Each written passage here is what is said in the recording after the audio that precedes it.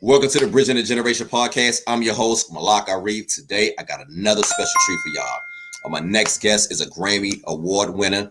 We're talking about over 100 million records sold, 7 number one hits, 20 top 10 hits, 40 top 20 hits, 10 gold albums, 5 of which went platinum, star on the Hollywood Walk of Fame, member of the Rock and Roll Hall of Fame. This legendary musician is one of my favorite artists, singer-songwriters in history. So with all that said, let's introduce the one, the only Chris Jasper of the legendary Isley Brothers. Let's go.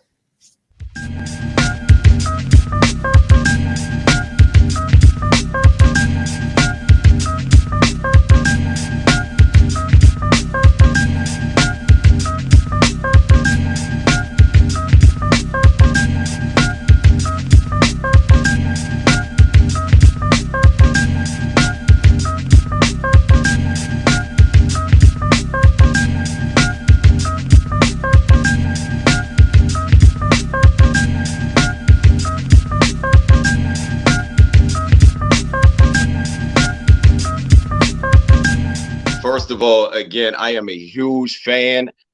Thank you for coming to the platform, and I hope you got a little time. I don't want to keep you here all night, but what you have accomplished in the music industry and what you have accomplished, just your contributions to music and the essence and the sound, it deserves the highest of respects.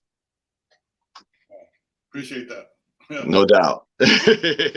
So first of all, how's everything going with this, during this turmoil that we have going on as far as the COVID-19, and how have you been maintaining? Hey man, just watching what I'm doing, and staying safe as we can, and it's actually kind of put me in the studio a little more. Okay, talk about that a little bit. Yeah, because I do have a studio here at my house. Yes.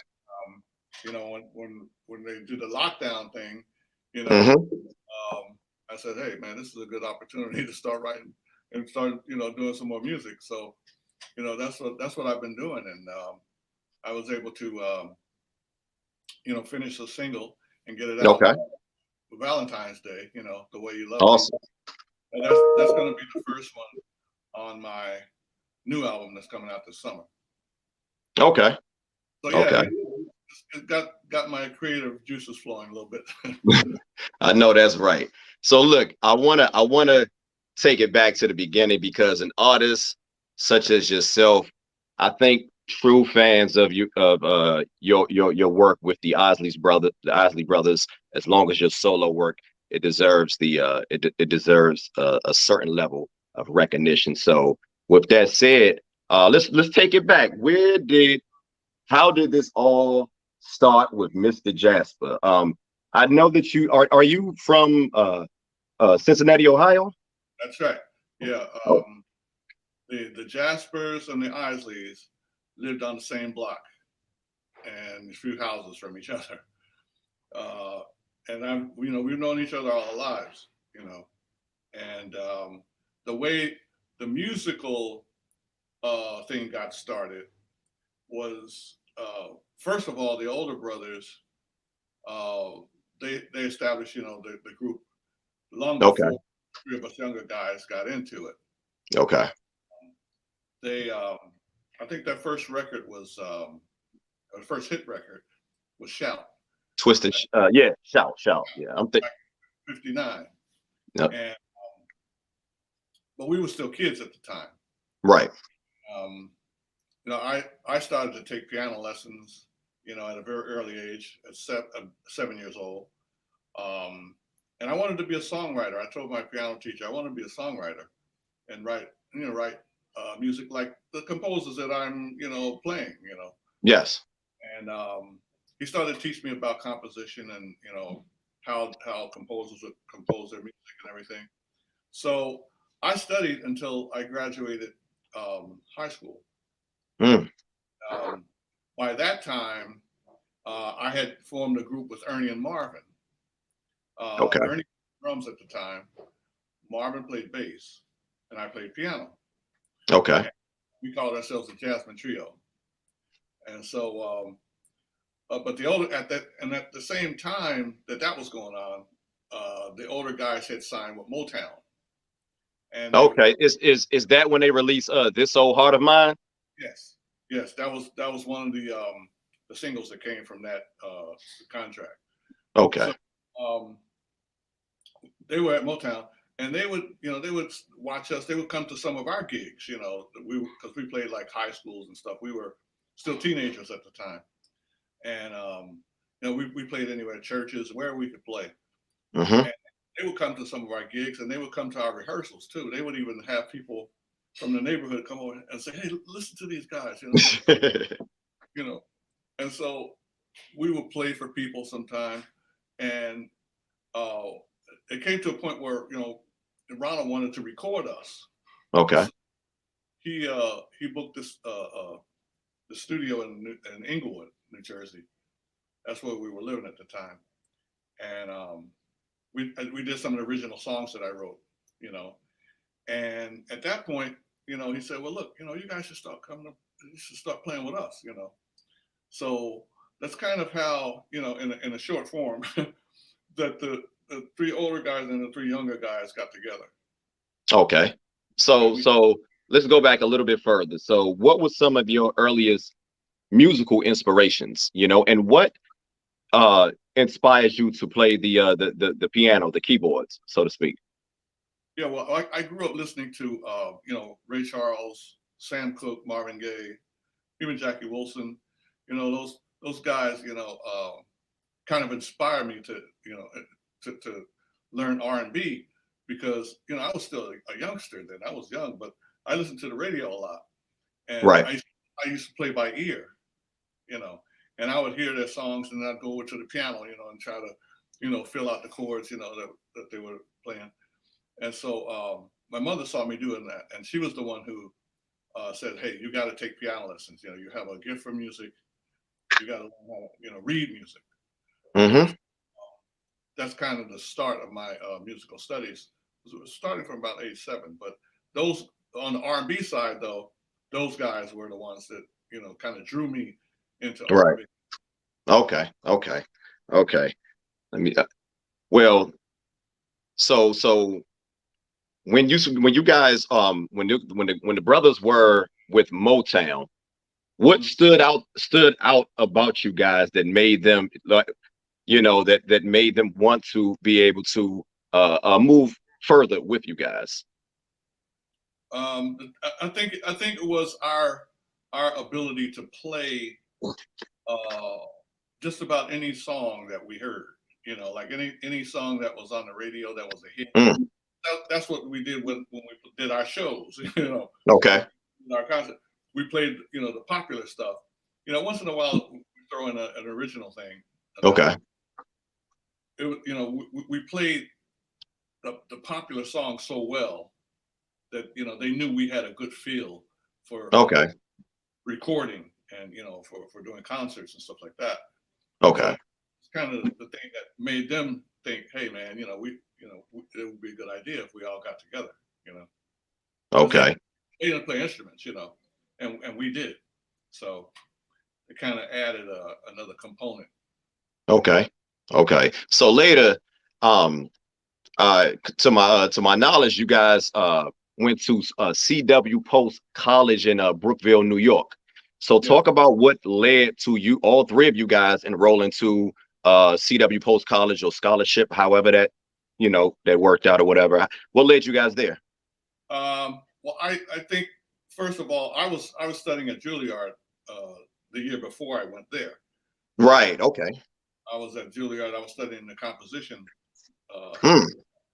studying composition there, and so the great jazz pianist Billy Taylor, legend. He was going to teach a course out at CW Post. Okay. And that was something that I was more interested in, as far as composition and as far as playing, was jazz and R&B. Okay. I grew up studying classical, Mm-hmm. but you know, the more popular music, the R&B, the jazz, that was more in my lane. You know what I mean? What Okay. to do. So I really wanted to study with him too, Billy Taylor. So I made that transfer. You know. Okay. Now I heard you guys used to perform a lot, like in the mother Sally's basement. You Yeah. know, like, so talk about those sessions. What were those sessions like? You, Ernie, Marvin. What was that like?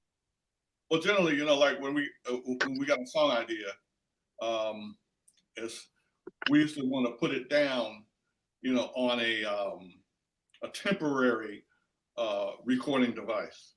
Okay. We went to the studio, and we rehearsed the parts. We put the parts down on this TAC recorder, a 4-track TAC Mm. recorder. Matter of fact, I still have it in my studio. It's one of the things that I held on to. It has historical value. What they call it, sentimental value. Sentimental, and it's some historical things. Fight the Power was recorded on there. Ooh. You Live It Up. It's iconic songs were recorded on that thing. First before we went to the 24-track. Sheesh. So yeah, man, I still got that thing, man, and it's Wow. it's a thing that I think I'm just gonna pass on through our family. No doubt.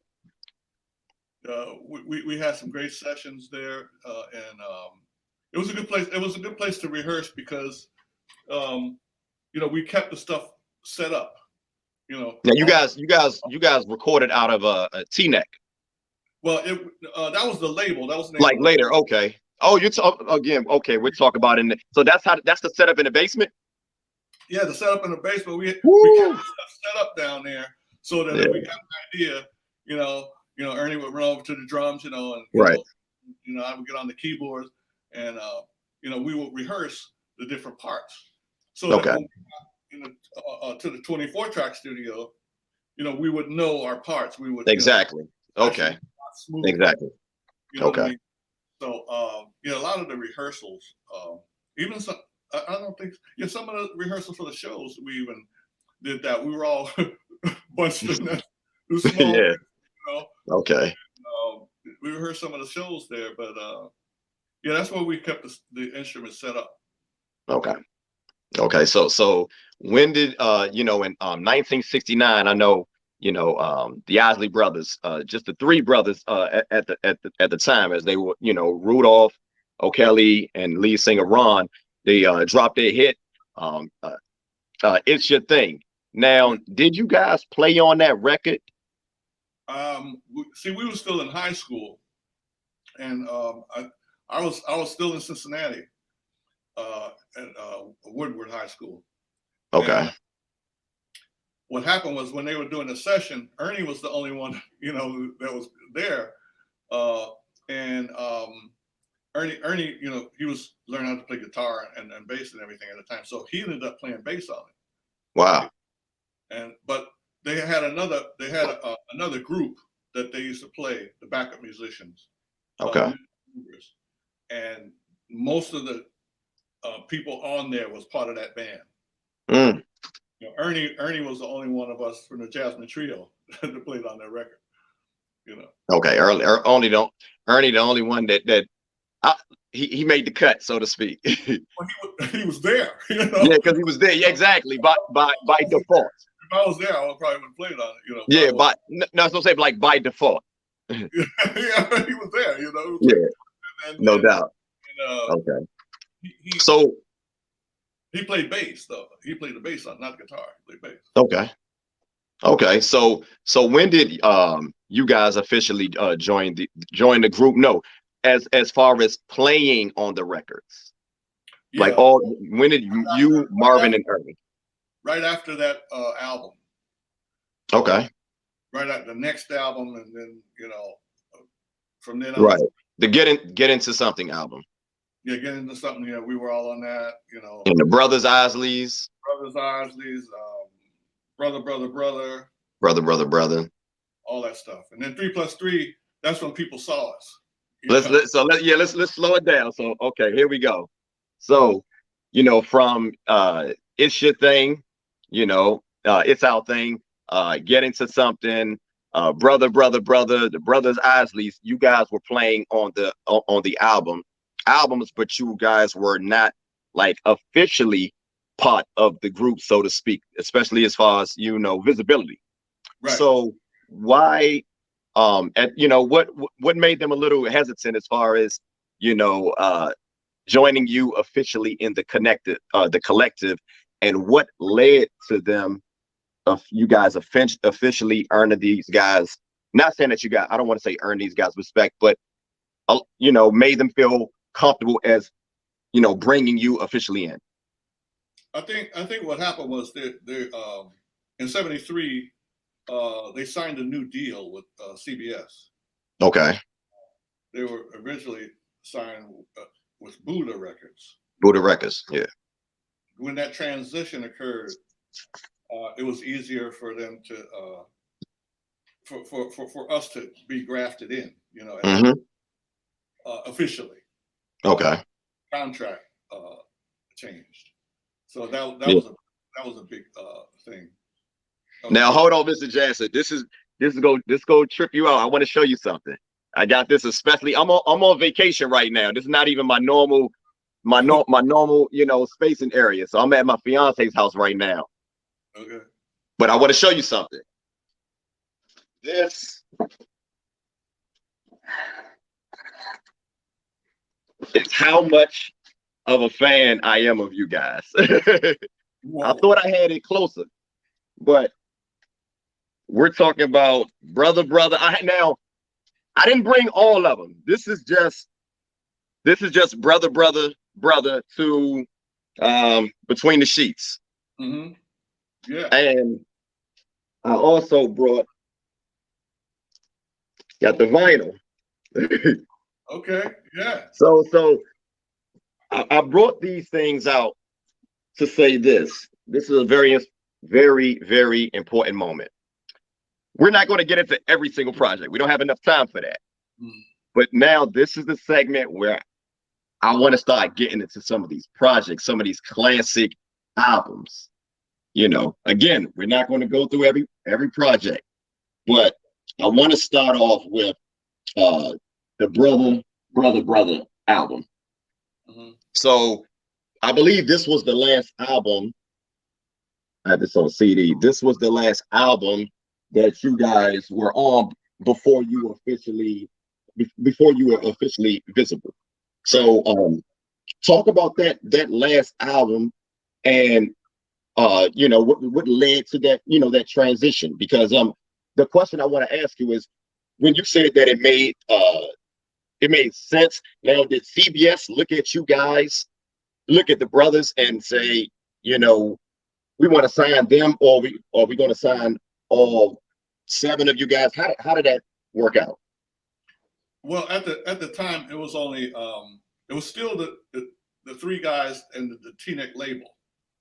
That's what the contract was about. It was right. T-Neck record label. Now they have it was freedom under that new contract for them to do different things, and people had always been asking about us anyway, especially because of the brother album. Yeah. That album, I wrote one of the songs on there, Love Put Me on the Corner. Love, the last song on the album. That was one of my first songs that I wrote for the group. Okay. The instrumentation started to change. Ernie started to play guitar more. Keyboards. My keyboard work started to be more, evident. And so it was kind of a natural thing just to say, all right, we've been playing together for so many years. Now with this new contract, we should all come together as one group. Okay. Officially, because it was a gradual thing. Okay. It didn't happen all at once. Okay. And it was just a natural thing to just say, okay, now it's 6 members. And no doubt. it was family. We've been family, all our lives, really. Okay. Now you're married to Rudolph's sister. No, Rudolph was married to my sister. I'm sorry. I apologize. I got exactly. Switch it around. My bad. Exactly. That wouldn't make sense. So yeah. So that was, I guess, that was a pretty They were married, I was little. I was, even right. before I started piano lesson. Because Rudolph is the second to oldest. He's the second to Kelly. Yeah. Oh, Kelly, Right. and then it's Rudolph, and then Ron. And then Ron. Okay. No doubt. Yeah, they got married when I was really young. Okay. So here it is you guys release they released their last album on Buddha Records. Now it's 1973. You guys signed the deal with Columbia, and you release the 3+3 album, which is right here.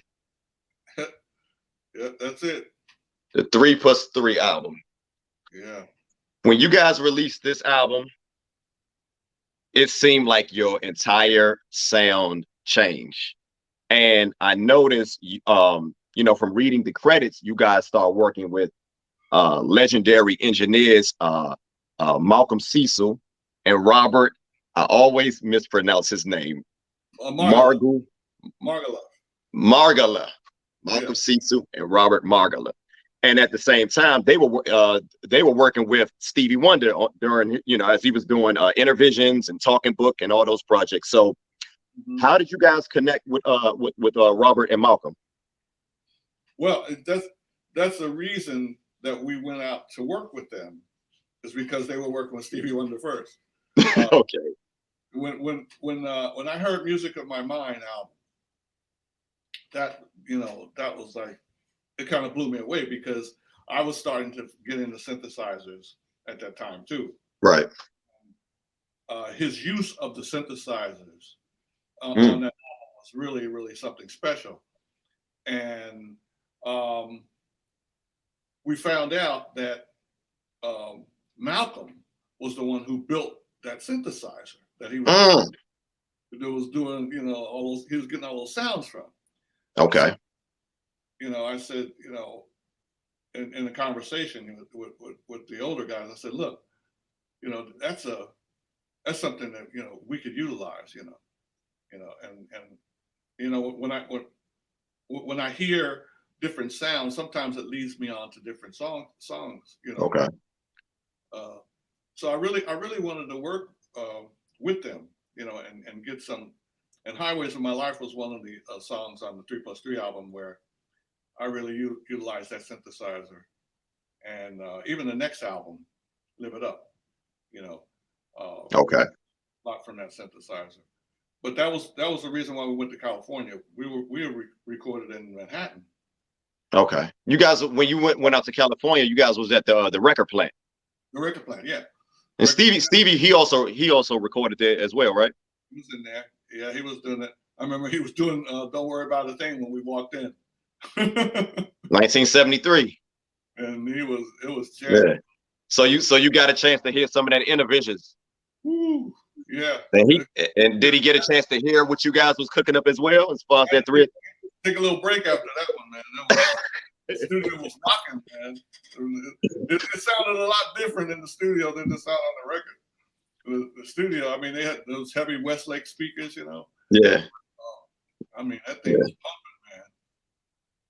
And, what's that? Don't you worry about a thing, and living for the city. You were singing that thing too, man. Yeah. Okay. Okay. Yeah. So anyway, so here we are.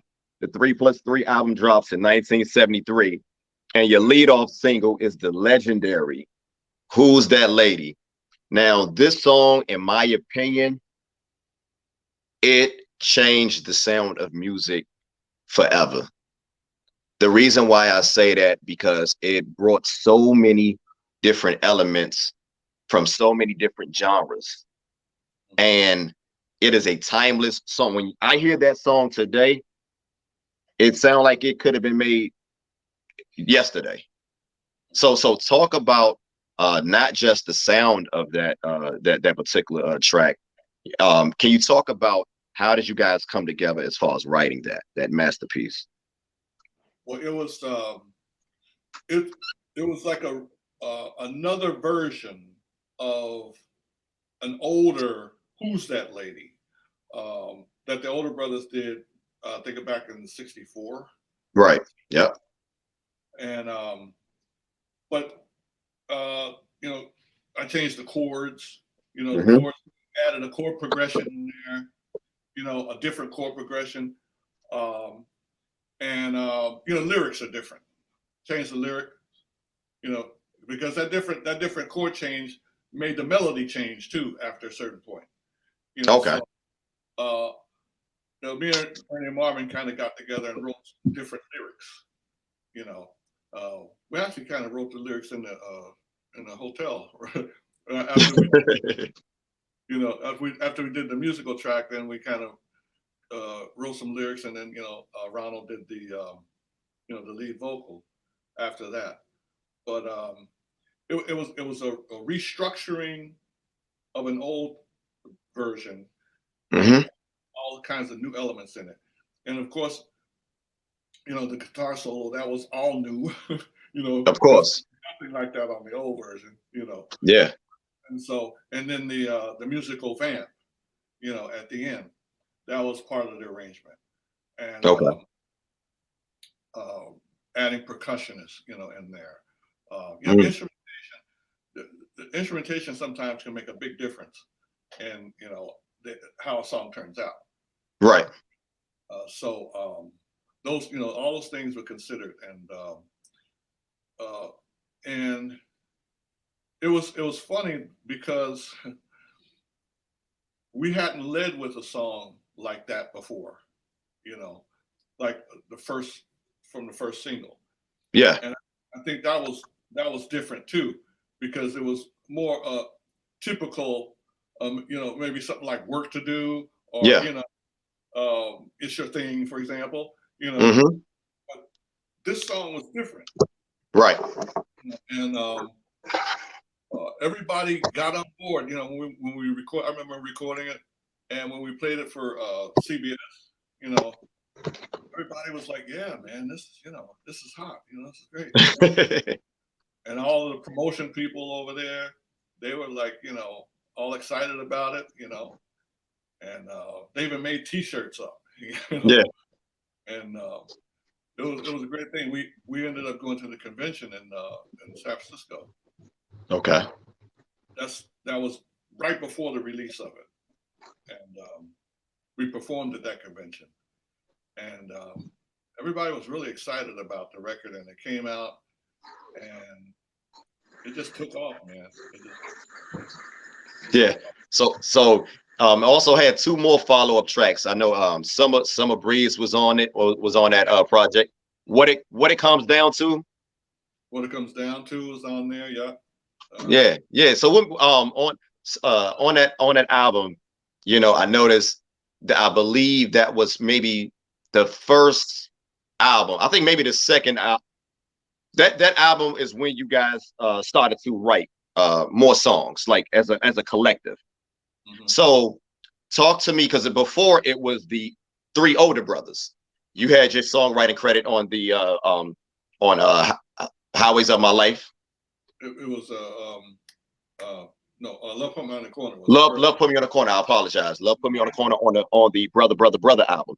Now here you guys are collaborating as far as, you know, songwriting. Now, how did that work? Was it you and the brothers, or, because from my knowledge, surprisingly, I don't want to say it, but I want to hear from you. Yeah, I mean, you know, everybody's name was on there because we were partners, you know, business partners. Right. But that's not how the songs were written. You know, either I wrote the song, I would have ideas, Ernie had some ideas, and then Marvin had some, but not very many. But in that order, that's how the songs came into being, you know. And like I said, we just shared writer's credit because we were business partners. But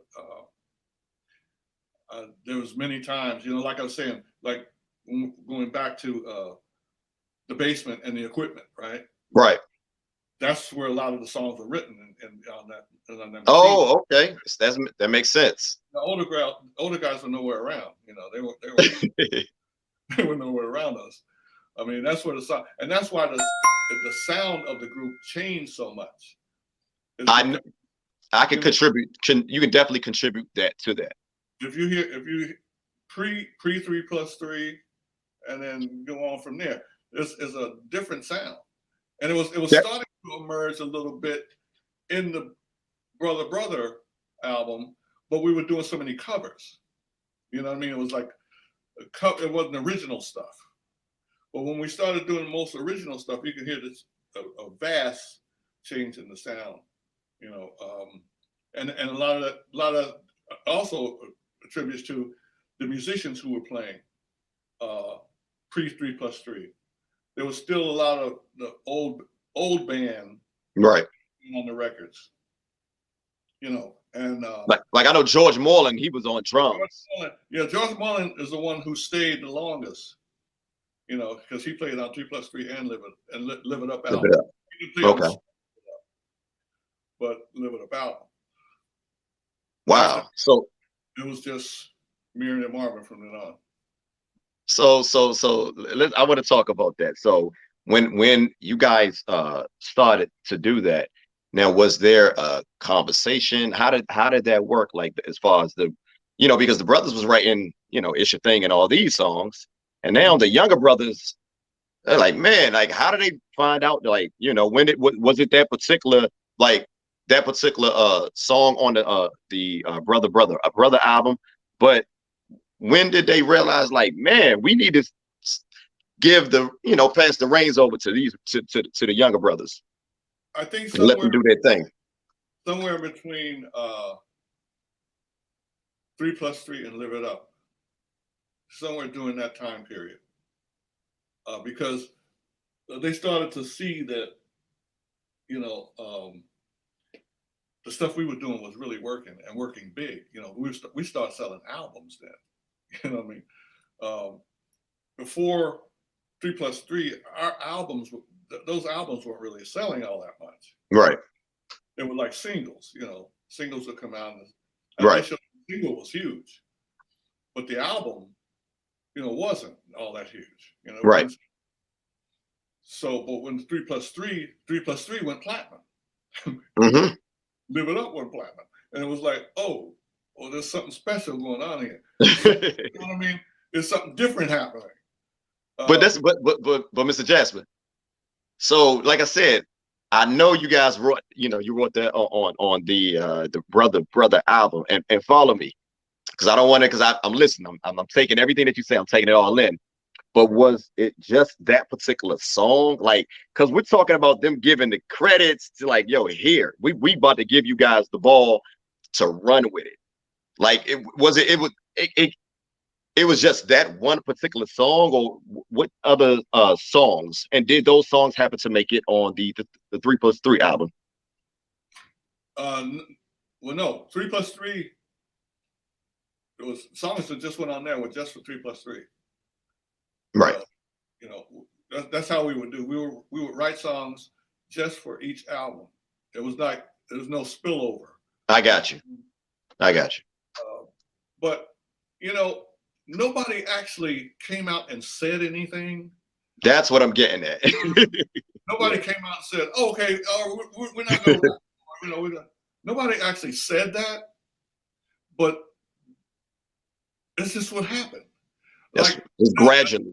At a certain point, like after the Live It Up album, I think the next album, The Heat Is On, they didn't even come to the session when we were recording the music, because they saw how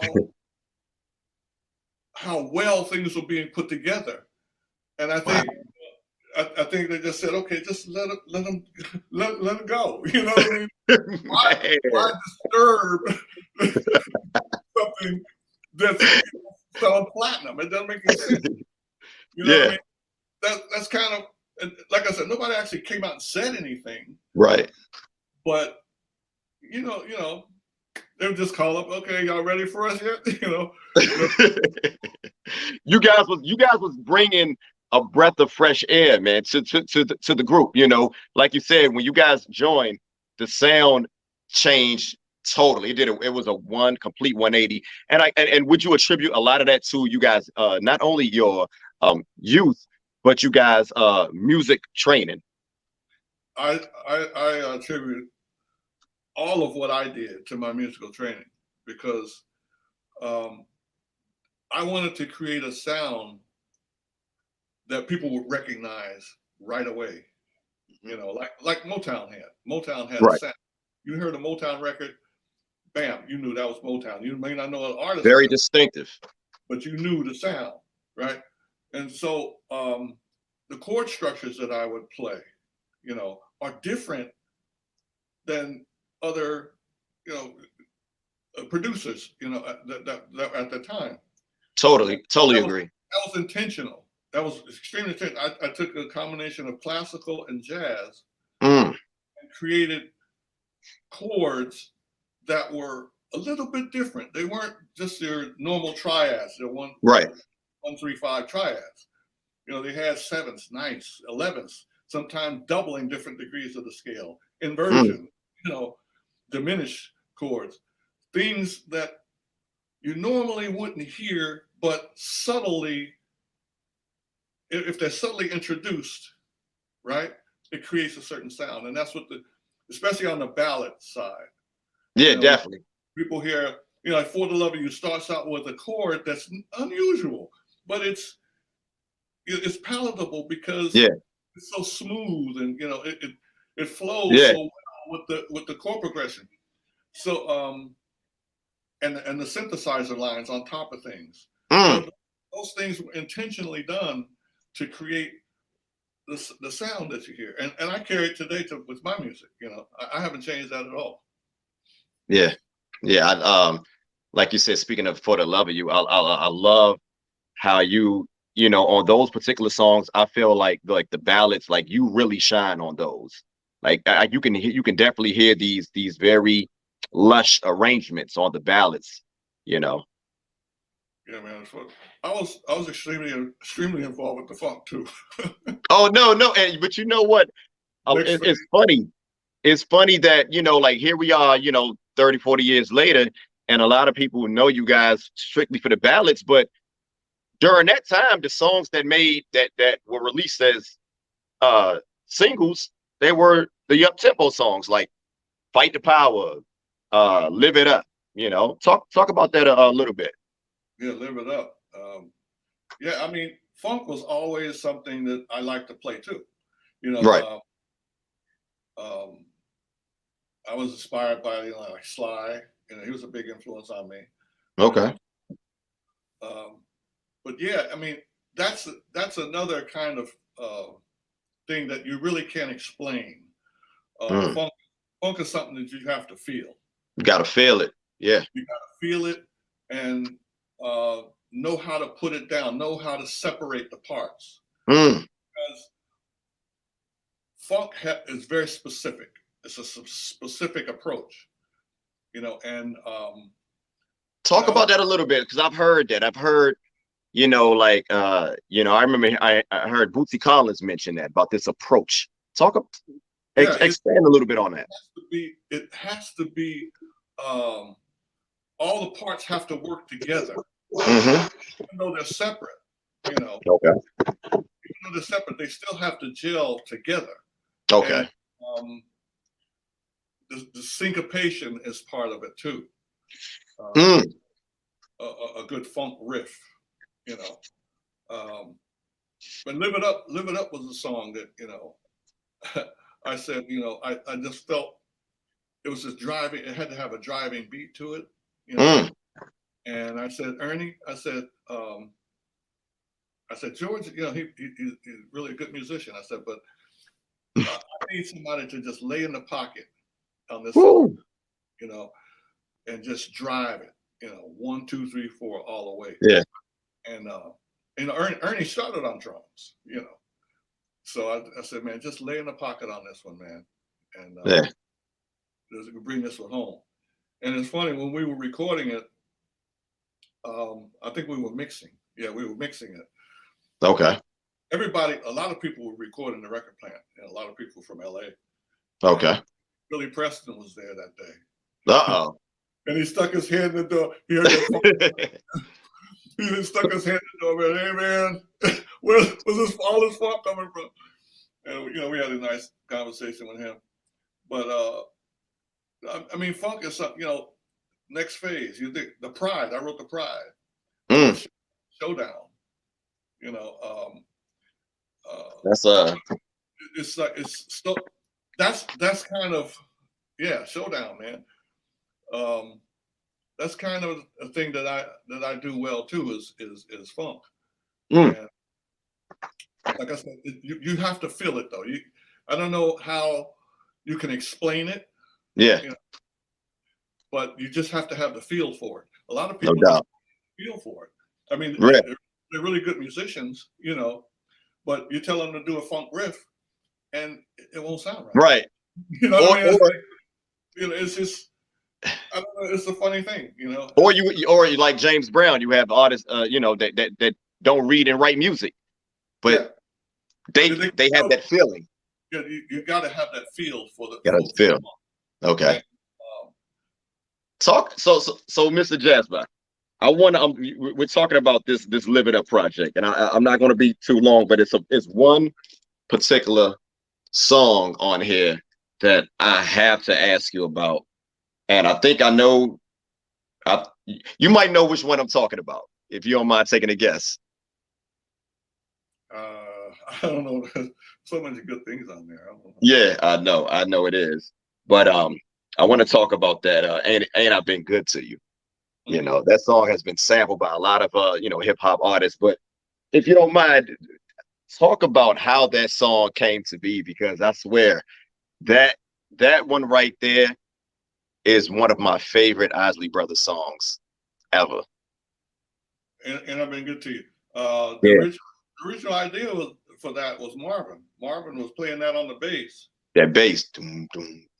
Yeah, the bass line. It started with a bass line.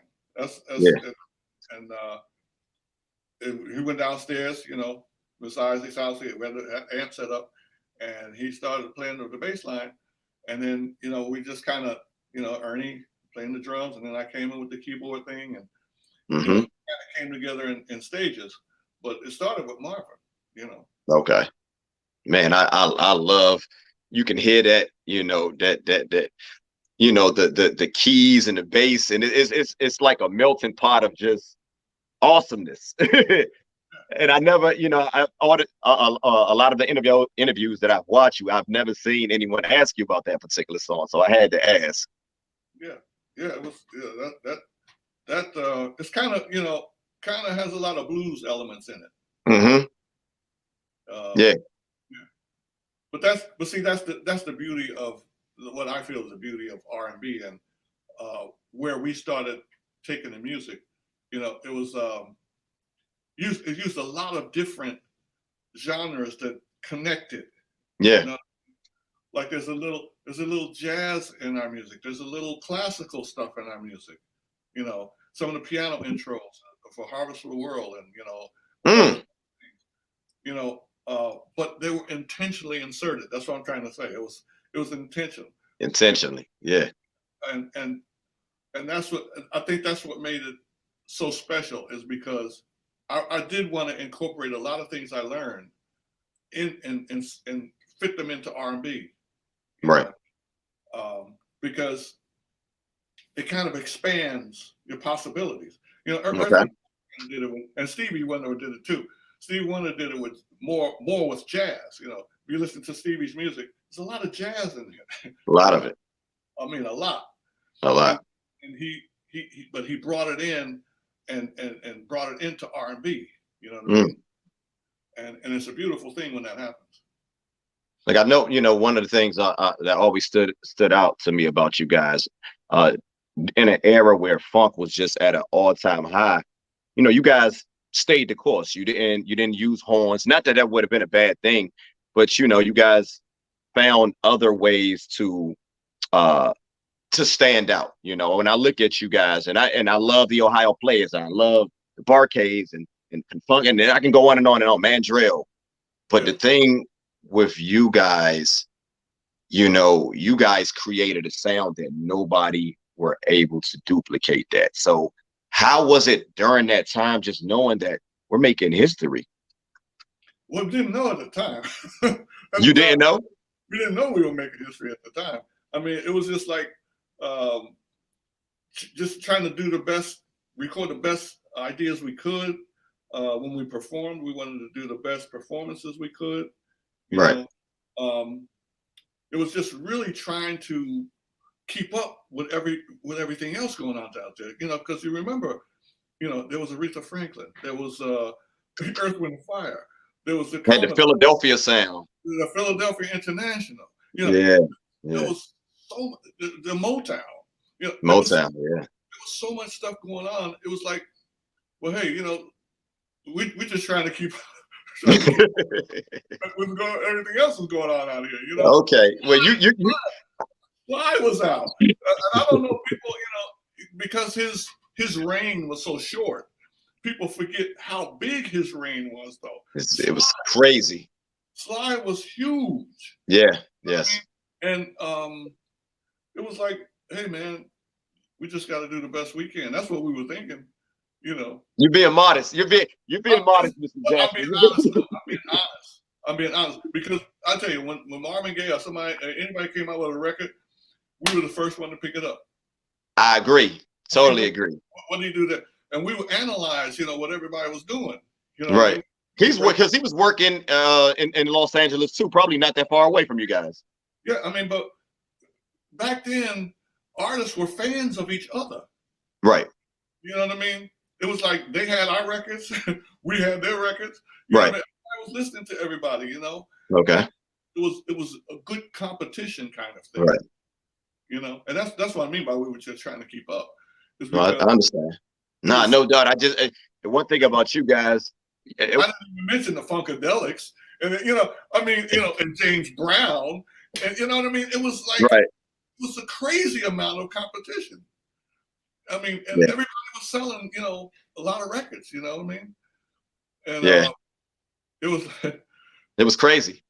I mean, you know, how big could your ego be? You know what I mean? I was like, you know, because Stevie could come out any day, you know.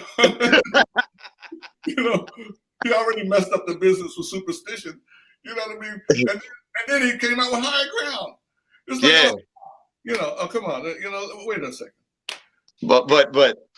But let me say this, brother, you're being modest again, because when you guys drop projects. No, listen, I'm just saying how I thought and how we No, thought. and I love your modesty. Like, I appreciate the humility, but me being a fan, a diehard Isley, I'll speak. let me. Can I be your cheerleader? Yeah. You know, I'm just saying. But see, that's what kept, you know, people say, well, what kept you, you know, every year having a record out? That kind of competition kind of was one of the reasons. That was going to be my next question. But we wanted to keep current. You know, we wanted to keep our product out there. And so because I mean the business was popping then, man. The business, that's one of the biggest periods in R&B history. And that's what I'm saying. Like and to be in the middle of that, you know, being part of it, you know, you had to be sharp. You had to, or else, you know, your records would get lost. Get lost, yeah. So 75, you guys release, you know, in my opinion, not one of my favorite albums by you guys, but one of my favorite albums of all time. And we're talking about The Heat Is On. The Heat, man, yeah. The Heat Is On. That's the one that put us into another category. That one. The first one was That Lady. Then Live It Up opened up the clubs for us. Yeah. The whole dance thing. And then The Heat Is On just, you know, boom, blew the roof off the top. That's when we started Madison Square Garden. You know, and the thing was, if you could play Madison Square Garden and sell it out, then hey, you made it. It's a done deal. So you guys laid off with Fight the Power. Talk about that song, because it has a particular lyric. You know, to this day, I've never heard anyone do this I've never heard anyone do that before, and I haven't heard that since. So talk about the song "Fight the Power" and how y'all was able to sneak something in there and get away with it, because that's I'm curious. We talked about that too. It's like, the "Fight the Power" was a song about getting your voice heard, and it No doubt. had to do with the record business in a way too, because that bridge, Mm. I tried to play my music, said my music was too loud. My music too loud. Got the big run around. If I rolled with the punches, got knocked on the ground by all this Mm. down. That's what was happening in the record business, Right. because that's some of the excuses people gave. It's too harsh. The sound is too harsh. Whatever excuse they could come up with. Right. I mean, that's what was happening in the business. So but BS was not the word on the page though. So talk to me. How did that end up on the page? The word on the page was nonsense, right? Well, all this nonsense going down, right? And then when Ronald got in there and started singing it, he said BS. So we said, wait a second, whoa, you hear what he said? He said, yeah. And so we said, well, that's probably what people would say anyway, Did you ask him? Did you ask Ron, like, what made you say that? He just said it was spontaneous, Yeah. And so I said, well, what we could do is bleep one version and keep the album version like that. Leave the album version alone. And so that's how we mastered it. We had one version edited. We edited the word out, and the other ones they just left it. And so yeah, I love that. I'm thinking, because I wasn't born in 1975, so I'm thinking, I know the album version, so I'm thinking that's unedited. Yeah, but right. It was a thing. It was a thing. Like, and it's funny. This pop station in New York, WABC, they did their own edit. They did a musical kind of thing, with it. And but I said, okay, that's but cool. but interestingly, there was not even, I can't recall any records even made back then where you even had to bleep a word out. Well, so that was also okay. Yeah, you guys could, there was two versions released, but to be honest, there was no group that even that put out a record where you would have to make two versions because of something like that. There was a couple of them, Funkadelics had one, Sly had one, but he didn't edit it. It wasn't BS, it was another. Oh, okay, yeah. I'm thinking of some of that Funkadelic stuff. Yeah, Funkadelics, they came out kind of raw, but but we never would have said that if it didn't make sense. You know what I'm trying to say? Okay, so you guys it wasn't just for shock value. It just wasn't. It's just to throw a profane. Right. It wasn't for shock value. No, because people say that all the time. That's the conversation we had. Would somebody say nonsense, or would they say bull? They go say, yeah. They were trying to, if they were saying they were unsatisfied with what was going on, which one would they actually say? They're not really upset if they're gonna say nonsense. Like they're not gonna say nonsense. So leave it in there, Yeah. A conversation about that, But yeah, especially speaking. Especially speaking about the things that you guys are speaking in that song, But also, one thing I love about that album. Oh my God, I could talk about this one right here. I don't want to spend too much time on it, but this one is, Hope You Feel Better, Love. Oh my God. That's my favorite song on there. Hope You Feel Better. Yes, your keyboard work and that guitar work, that's my favorite song on there. But I wanna touch on this right here. That second side, those 3 songs in a row, for the past 30 years, I have been screaming this to the mountaintop. There's not any 3 songs, any 3 ballads that flowed as beautifully as those 3 ballads on that second side. There's not any songs in history, I'll say that, any 3 love songs that came back to back to back like those 3 love songs. I'll put those up against anybody. So talk to me a little bit about, Make Me Say It Again, Girl, Sensuality, or The Love of You. Talk to me about that. Was that calculated? And what do you think as far as, what I just said? Well, I think a lot of people shared your opinion because that was the #1 pop album. That was the album. Like I said, that put us into another stratosphere. Yeah, because people, they love the funk side, with the Fight the Power, the Heat Is On. Yeah. But then when they turn it over, it was just as powerful on the other side. But just as powerful. You know what I mean? Another way. And yeah. Sensuality and For the Love of You, they had those synthesizer things that I out before in there, the chords. I came at Sensuality a little different way too. I added, 4 chords in there instead of just those are different chords. Yeah. Songs, but they say like a little bit more. The song, the way it's structured, is a little bit spacey. It's the chords seem a little spaced out. It used another mold altogether. So, but it's still, like I said, it was still a romantic song. You know what I mean? Yeah. And went through a lot more chord changes, but still, it all worked out. Yeah. I was really happy with how that album turned out. And before you say anything, let me just say this, interject. That was the first album where you guys did not do any covers. Right. No covers. Because the last album you did, Hello Is Me, with Todd Rundgren's song. Right. Hello, that was just another arrangement. Yeah. But yeah, these were all original songs. And I was really happy with how it came out because from start to finish, to me, the songs were very interesting. Each one in its own right was very interesting to listen to, and that's why I thought it was complete with 6 songs.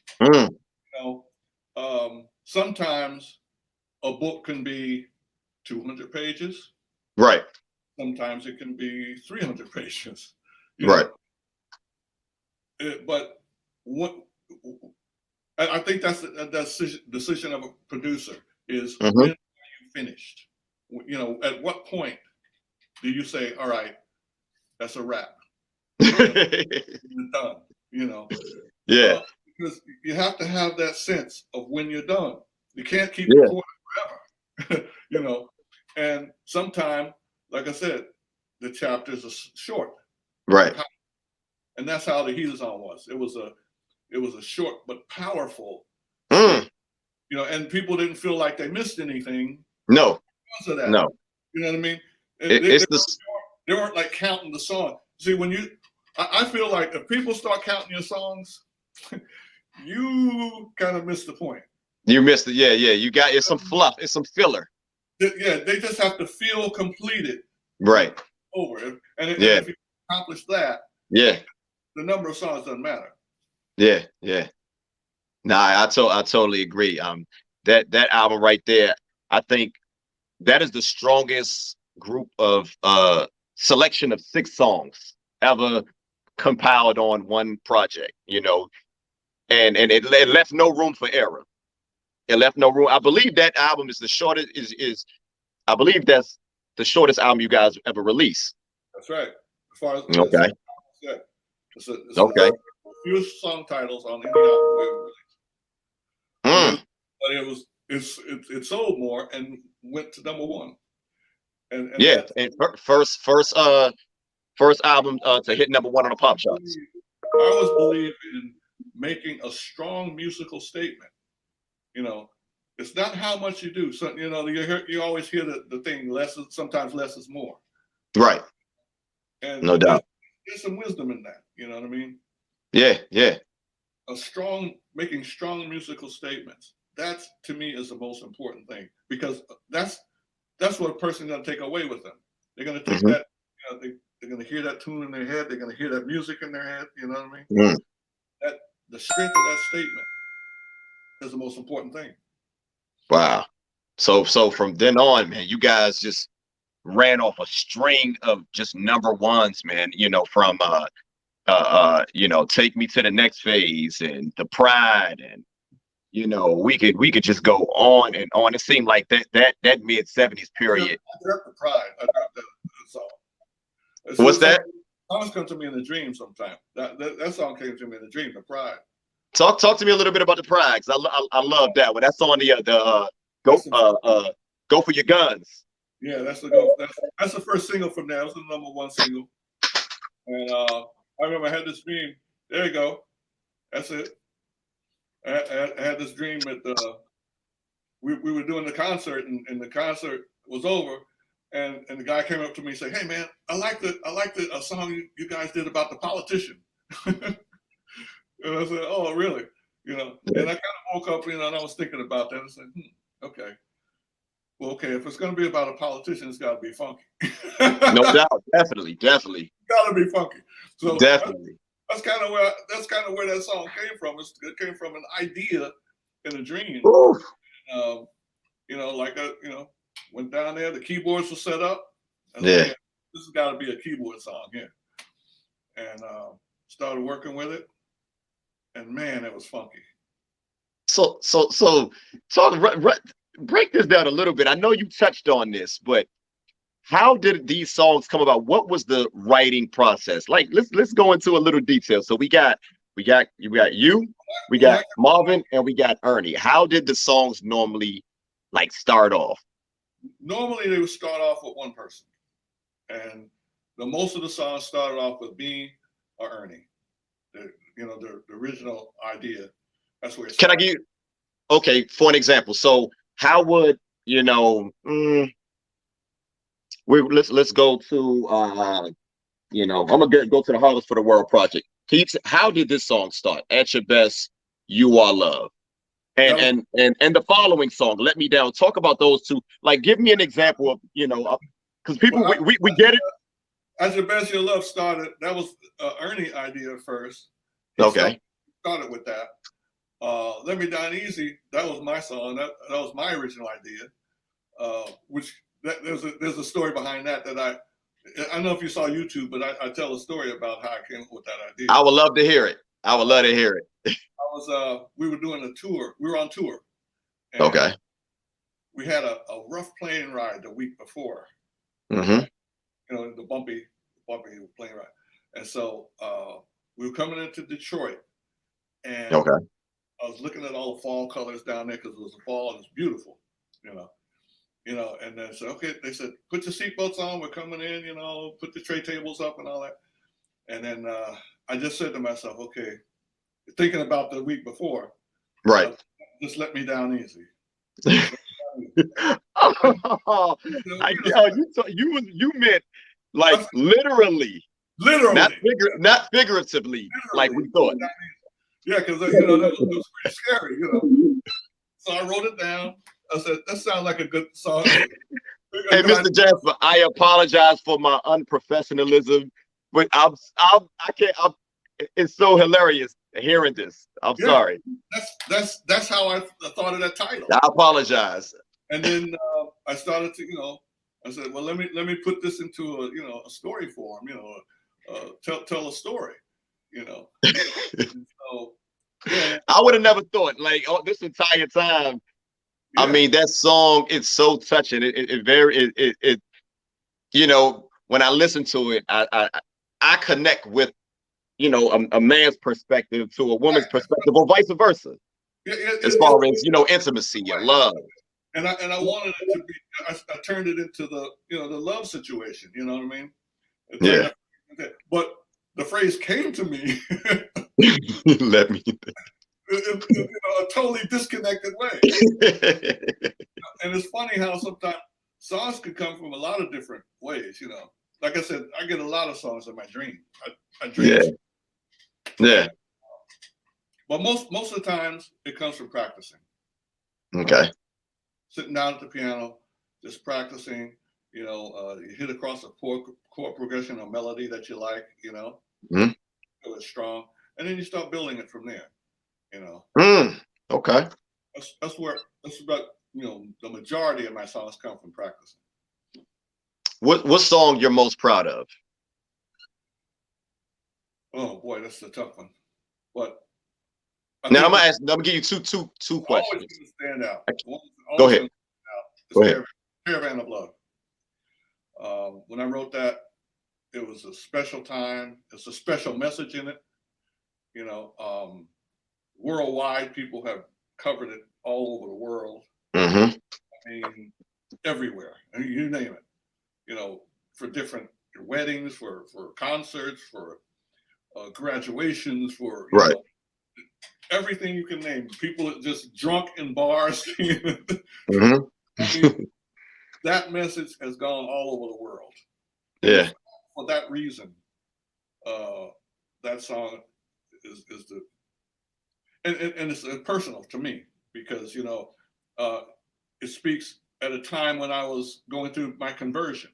You know, and to being converted. You know, what they say, conversion into Christian, being a Christian. Okay. Yeah. I was a Yeah. Christian. I hear a lot of spiritual themes in that song. Yeah, it's from the scriptures. You know, it's a message is from the scriptures. You know, when there'll be peace on earth. Right. And I think for all of those reasons, you know, it'll always be a special song for me. Okay. When I wrote it, I had no idea, you know, that it would be so covered so much, and you know, Right. it'd be so worldwide like that. I knew it was soulful, you know. And I told Ernie when we were doing the track, you know, before I started doing the vocal, I said, Ernie, you know, that sounds like a soundtrack, man. You know, it's a really nice track, you know. Now, what did you guys ever think that it was going to be that big? You know, because you guys released, you know, and I'm getting a little ahead of ourselves, but it's okay because we about to segue into that. But you guys released a project before you know, the Caravan of Love, Broadway, Closer to Sunset album. Yeah. And then, you know, boom, you guys go ahead and release that project, and that single it blew up. So like, wow, how did you guys think, like, man, this one is going to be the one? I felt that it had the most potential of the songs that we had recorded. You know, Okay. I felt that right away. It's just how big would it be? Right. You know, I knew it would be special, but I didn't know it would be that big. You know, because it got covered like when we had it out. Shortly after the House Martins covered it. Yeah. Usually it takes like a while for somebody to do Right. it. Right. Yeah. You know, it was like, yeah, this I heard this group has a video. It's an a cappella version of Caravan. I said, what? Yeah. Caravan's still out. Yeah. You know, and so that was a classic. You know, I got calls from people that, you know, I hadn't, you know, talked to in years, Classic. and how much they love this song, you know. And it was #1 for like 3 weeks. Yeah, they're good on the pop charts and pop and R&B charts. It was like #1. It was really a special song, you know, and for all of those reasons, that one will always be a standout. Okay.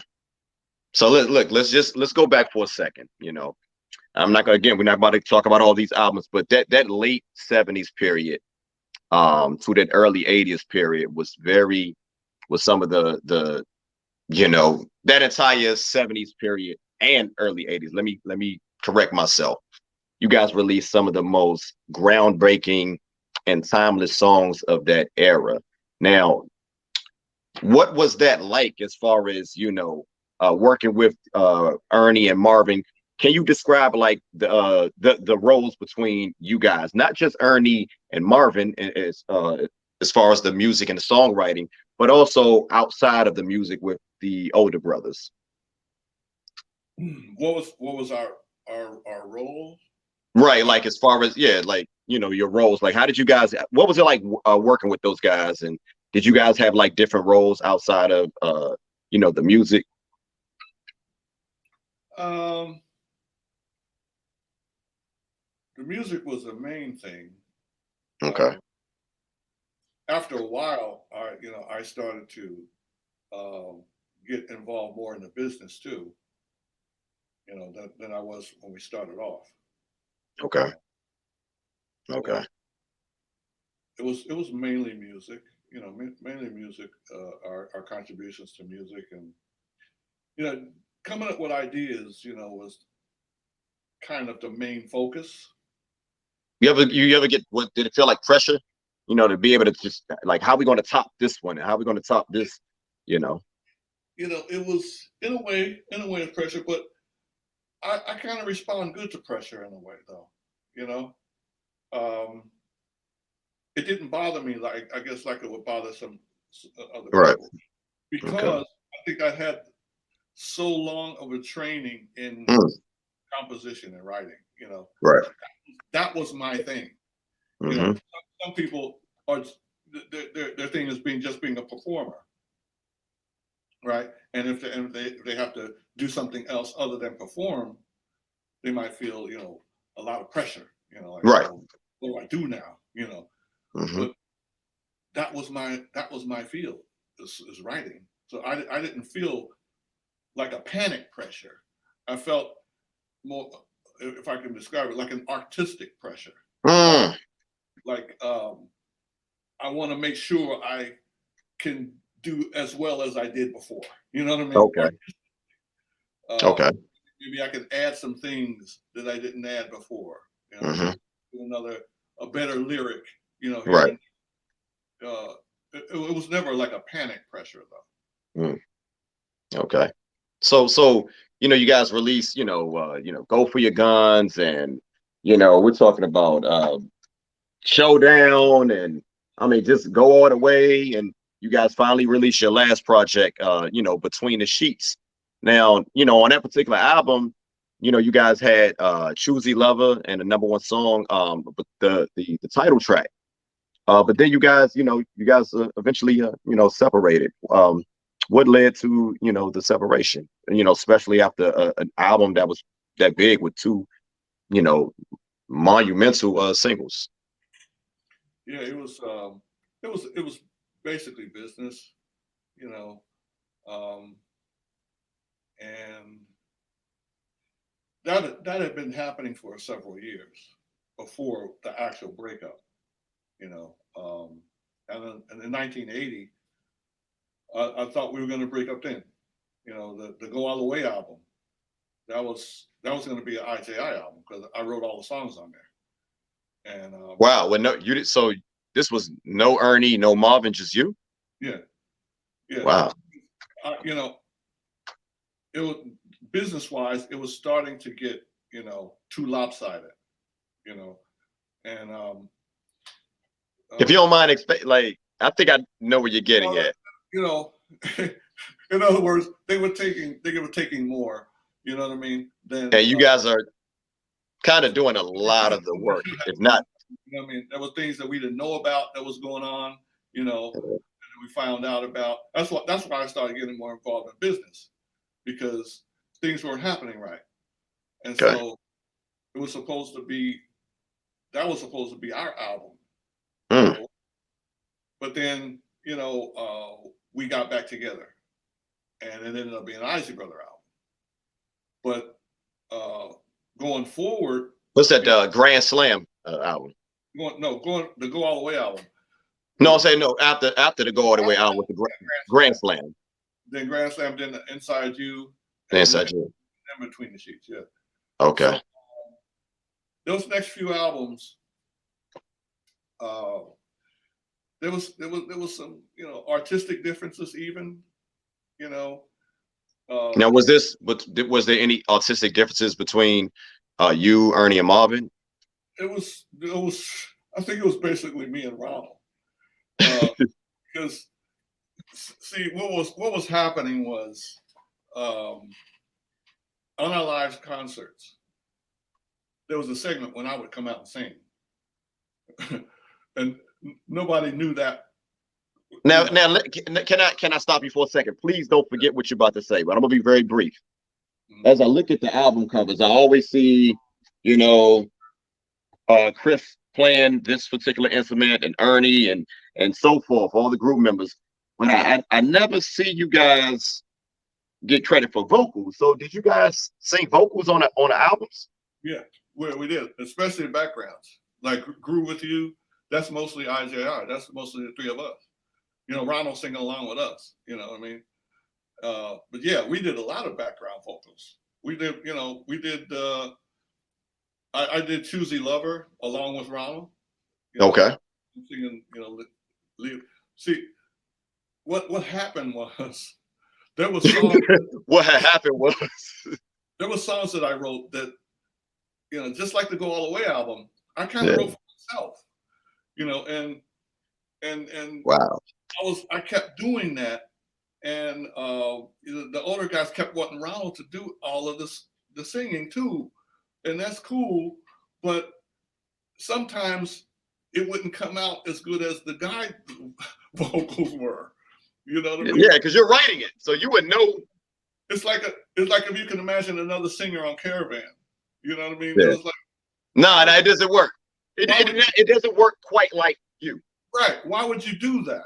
You know what I Like mean? the covers of Caravan of Love, they're not bad, but your version is the definitive version. Yeah, I mean, why would you change that? You know what I mean? Just for the fact that let somebody else sing it.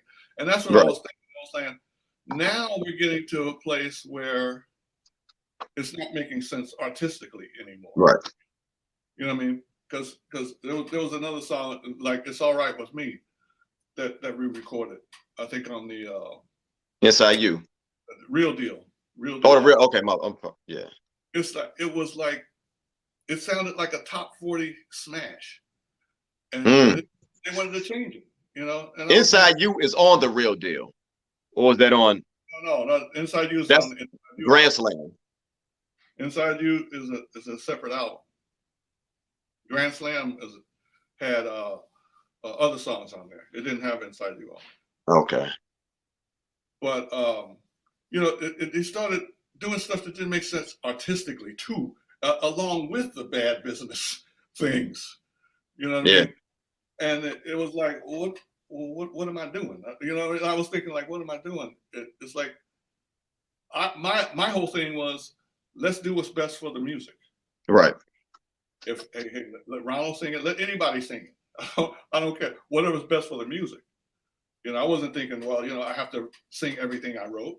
That's right. Not how. Yeah.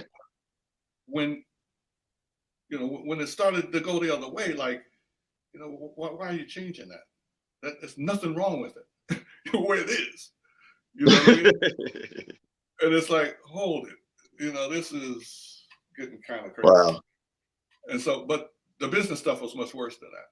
That's why I had this. Musically, man, you guys had an amazing formula. I swear, man. That formula, you know, one thing about you guys, man, you guys stayed in the top 20, the top 10. Yeah, it was, man, you know, it just one after another, you know. Yeah. Platinum albums at a time where it wasn't easy to go platinum. No, it wasn't. Like I said, there was so much product out there, so much good product out there. Yeah. You know, that your music really had to make a statement in order for, you know, to compete. Okay. So, all right. So you guys, you know, you did Caravan of Love 1984. We go that song goes #1 on the charts. You release a follow-up project. And you know, then after that, you decided to go solo. So what led you you know, going solo after the, you know, Isley Jasper Isley idea? Yeah, well, Ernie resigned from the group, and I was asked to do a solo album. Basically, that's how I went. And I said, yeah, okay. Nothing else I can do. I can't do IJI anything without Ernie. Yeah. And I think Ernie did a solo album too for Elektra. Yes. And yeah, but yeah, I couldn't do IJI, so I did. Now, that first project, so the first project you released that was on Gold City Records. Right, that was my first release on my label. And with distribution through CBS. Right. Okay. Okay. So what made you decide, hey man, I'm gonna go ahead and start my own label? Because that label, you still have that label to this day. That's right. Yeah, I mean, I wanted the creative freedom to do like whatever I wanted to do, and because I have the ability to do a lot of things, not just one type. I can do funk, I can do the R&B, I can do a whole lot of stuff. Right. And I just wanted to creative freedom and to be able to sign other artists if I wanted to, and I did that, so it was a big thing to me to be able to have my own label and have that success from that first record, because that first record really kind of put me on the map, That's super bad. Yeah, Time Bomb was. I like that Time Bomb. Yeah.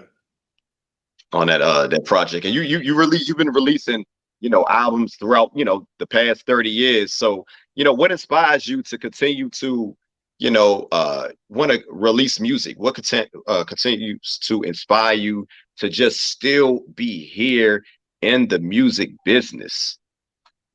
Well, it's just like I said, something that I've been doing for so long. Right. And, I just love music. I love creating new music. That's it. If my focus was something else, I probably wouldn't have recorded something else. You know what I mean? But my focus has always been on creating something new. Get an idea, record it, produce it, and see that finished product. That's the most fulfilling thing that I have in this business, is to see something new come about. And I think that's why I do it for so long, because I really like that process. Yeah. I love that process. That's what I've been trained to do, from a little kid, and it never gets old. Okay. Never gets old. old. One thing I love about your music, you're able to change with the times. You're able to create your own unique sound, whether it's with the Isley Brothers, your solo work, and even your latest single, which we're about to talk about in a few. Talk about that. How as far as like reinventing yourself, because it seemed like you guys did that on numerous occasions, but we still know this is Chris Jasper. Yeah, it's hard to explain songwriting and the creative process. I really feel that it's a gift that you're given to be able to bring something into the present that doesn't exist. Right. You know what I mean? Like it's just spirit. It's like in your mind. To be able to create it. I think that's a special gift, and I'm very thankful for that. Things come to me all the time, but the thing that I like the most, like I was saying before, is that new product, that new song that I just wrote. Talk about that. Hey, that one is a banger. You just sent it to me. Talk a little bit about that track. You caught me off guard with that one. Yeah. You surprised me. It has elements that you're familiar with. Yeah. And it has another approach that's kind of new for me. Now, let the fans know the name of this song. Let the introduce this song right here, brother, because this one is a smoker. The Way You Love Me. Whew. It's a romantic song, Yeah. And I wanted it to have an intimate feel, like if you wanted to put it on for a special person, it's like you're speaking to them. You know what I mean? Yeah. Yeah. That's the kind of feel I wanted it to have, and to break into different changes at different points. Yeah. To bring in another layer of sound. Mm. You know what I mean? is to start small, and then for it to grow, and then small again, and then Yeah, yeah, huge. I wanted to have that texture to it. yeah. But see, that's what I mean. Those are the kind of things that I was saying, that the creative freedom that you Right. have. You don't have somebody looking over your shoulder saying, "Hey, man, you ought to do this kind of thing," and that. No, and and it's the greatest thing. Using someone else's example, like when Motown left Stevie alone. You know what I mean? Oh yeah. Look what he Talking did. book, music of my mind, Intervisions. Leave him alone. Yeah. Okay, Marvin too. Marvin let too. Marvin Gaye alone. He did what's going on. You know what I mean? It's like certain people, it's good to just leave them alone. To see what happens. You know what I mean? Right. Because it's a beautiful thing when that happens. And So Chris, just to go back for a second. So when you wrote Go All the Way, from that, from that album up to Between the Sheets, that was pretty much the majority of you? Yeah, Ernie wrote some stuff too in there. But yeah, it was basically just me and Ernie, from that point. Yeah. Wow. That's amazing. That's amazing, brother. This is why you on the Bridging the Generation podcast, brother. This is what I'm talking about. Like I tell people all the time, one of my favorite musicians in history and recording music history is Chris Jasper, because it's not just what you contribute musically, but as far as your songwriting is just it's amazing, Wow, that's great. Thank you. So what do you think about a lot of the music that comes out today? What's your take on it? We don't have the programs, the school. A lot of music has been taken out of programs. The past 30, 40 years. So yeah, I mean that's a bad thing that I think that's happened. For the students. You know what I mean? Yeah. Because I think music does a lot for your mental growth. I mean, it makes you do math and reading at the same time. Yeah. It really helps your mind. It helps you grasp new ideas, Mm-hmm. even if you don't go on, and be in the music field. No doubt. Learn that language, the musical Mm-hmm. language, and it's too bad that that's what's happening in a lot of schools, that they don't feel it's necessary. And I think they haven't. A lot of people haven't studied what it actually does for your mind. Right. Because if they had, they would leave it in. Exactly. They would have left it in. But, no doubt. I think I would like to see more variety in it. Sometimes it seems it's kind of stagnant. You hear the same chords, yeah. You the same instrumentality. The melodies are similar. People's voices are the same. I think this becomes rather stagnant when before you had all of these different artists that had their own styles. You know what I mean? And you could tell each one of them when you heard. Not just by the music, but also by the lead vocalists. The voice, you had Temptations, Four Tops, James Brown, Aretha Franklin, all these they had their own sounds, and it was fantastic, but that kind of variety, I think people would appreciate it, I really do. No doubt. No, I totally agree. Are you how often do you talk to Ron and because I believe O'Kelly died back in 1986 and Marvin, he just passed, I believe, in 2010. Yeah, 2010. Yeah, I talk to Marvin the most, actually. I talk to him almost every other day. When you mean Ernie? No, when Marvin was here, I talked to him almost every. Whoa! He passed away, Ernie and Ronald, I haven't talked to them in a while. Explain your relationship with Marvin. Explain that, because Marvin was very friendly. Very friendly, very open. Any birthday, any holiday, I talked to Marvin. He was more talkative than everybody else. Okay. More, more receptive, more approachable. You know what I mean? The other guy's Marvin is the I believe Marvin is the youngest as well. He was the youngest, yeah. He was the youngest. Yeah. The other guys aren't that friendly, you know. They're not. I don't know.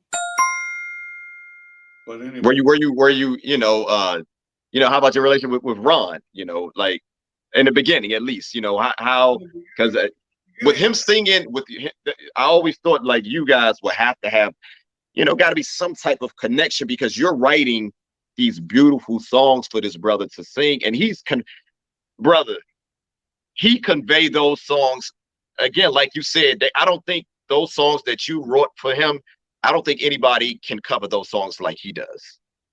You know, it's funny. It's we kind of had the same influence, really. You know, as you know, he liked Sam Cooke a lot, and so did I. You know what I mean? And I think that helped that writing and performing kind of combination thing that we had. You know, it was a really good. I mean, I think the songs were so good, and I really feel that because they felt that way when we would sing them. You know, to him. You didn't know, right? You didn't know, and so but the songs were really, really good. You know, and a lot of people feel like, well, you know, he did a lot of ad-libbing. He didn't do that much ad-libbing because it was written into the melodies. Oh, I was just about to ask because he did do a lot of ad-libbing, but okay. It might have sounded like an ad-lib, but really, right, it was part of the melody. Wow. You know what I mean? Most of it, and then sometimes he would go off and do an improv, but you know, a lot of the stuff was written into the melody. Yeah. And, that's amazing. It was a good thing. I kind of knew where he sounded best. You know, the range. Mm-hmm. What you call a person's sweet spot in their voice. No doubt.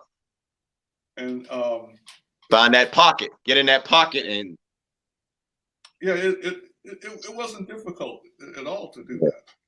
Yeah. But sometimes he would have problems with songs that I wrote for myself, though. You know, he wasn't as comfortable. You know, because you know we have a different. So you was intentionally writing those songs for yourself, like we talked about earlier. Hope with the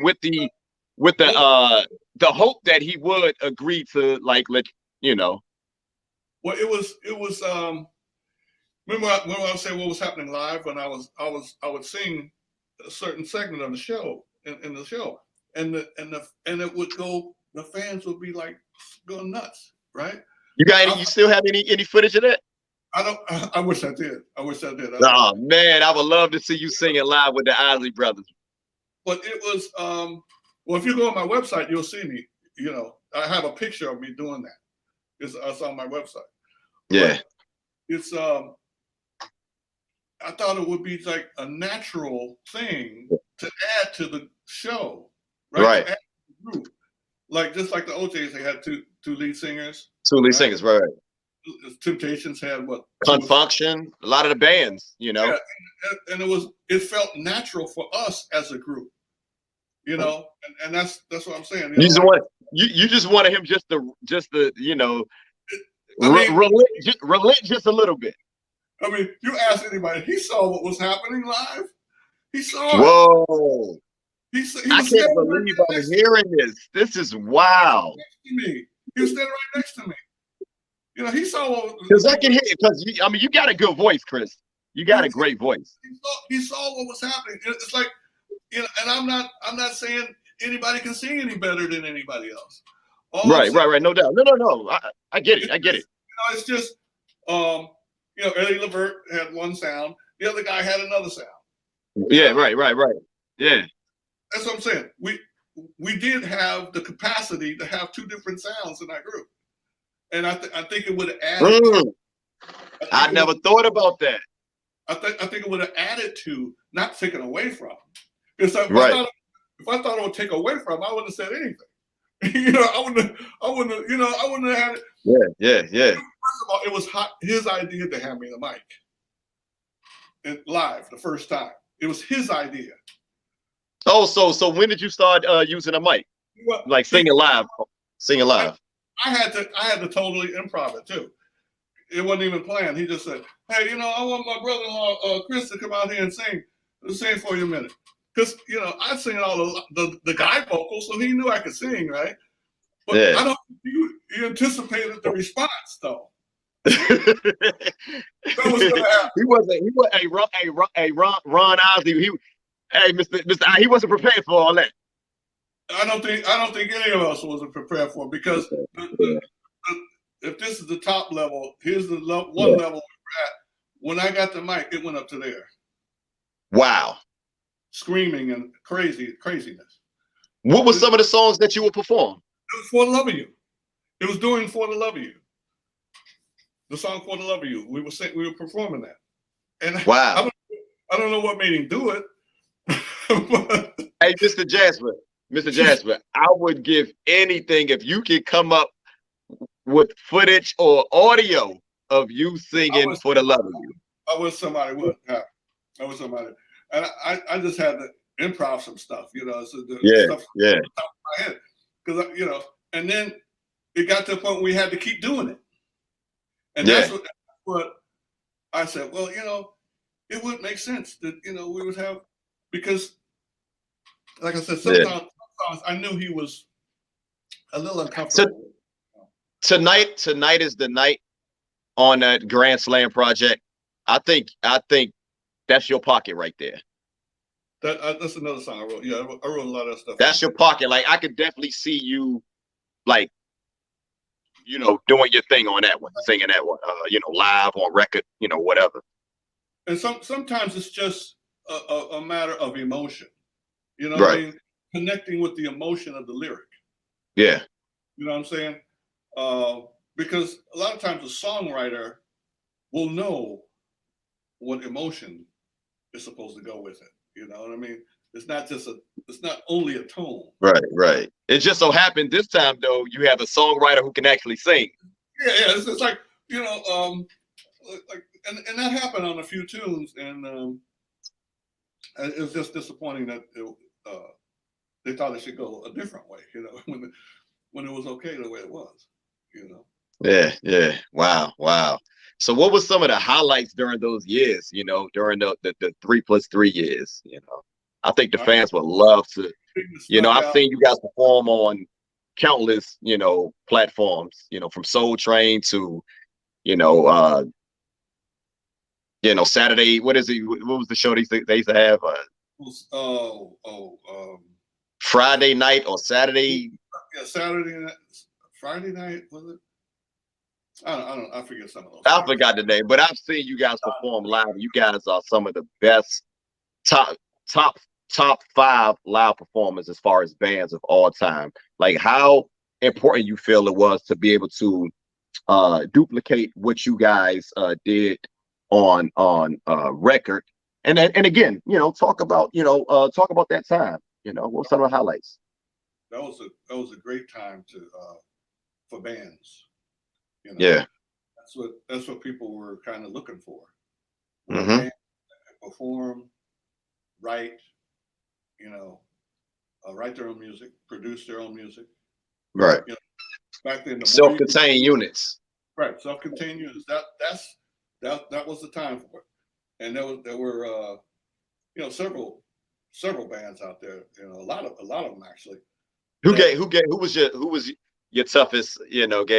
Gave you guys the toughest challenge. Because I you guys was like I don't think people understand, and if they do understand, like you guys were the real deal. You guys were in a lane of your own. So talk to me about some of those other bands that gave you guys, some competition. Yeah, we toured with Graham Central Station. And you know who Larry Graham is. Larry Graham from Sly and the Family Stone. Yeah, that was yeah, very interesting concert tour. I mean, they were funky, man. They were powerful. So were the Brothers Johnson. With George and Lewis. Lewis, man, Thunder Thumbs. And Lightning Licks. Man. Yeah. Them brothers is bad. I mean, that's just a couple, man. We played with everybody. We played with Teddy Pendergrass. Yeah. Oh man. What was the most memorable tour? Funkadelics. What was it? What was you guys' most memorable tour during that era? Well, I think when we did, see, we toured during the summer and spring most of the time. Sometimes, Okay. but when we played Madison Square Garden, I think that was kind of the highlight of those tours because it was like this big arena, 20,000 seater, New York City press, and the TV, sometimes TV coverage, it was like the place. If you played that, you sold that out. Okay, that was it. You kind of made it, and that kind of you set your mark at Madison Square Garden. And we did that like 6 times. Wow. After you do it, they give you like this, what they call a gold ticket. It's funny to look back on that. It's wow. What was some of the most, what was some of your favorite songs to perform? Fight the Power, That Lady. Okay. Yeah, Hello, It's Me. We did that a lot. So when you guys separated, did you guys ever reunite to perform together? Like not when we separated, because we went on to IJI, the 3 of us younger guys. We went on to it with Luther Vandross after the group broke up. We did Caravan after Caravan of Love. We toured with Luther Vandross 1 year, and but we never toured together as the Isley Brothers, like 6-member Isley Brothers. wow. You guys never, I mean, there was never any talk of that? Because I've seen them perform before, but I'm trying to remember, have I seen all 6 of you guys? If it was after 84, it wasn't the 6 of us. Yeah. Okay. Last time all 6 of us were Wow. Yeah.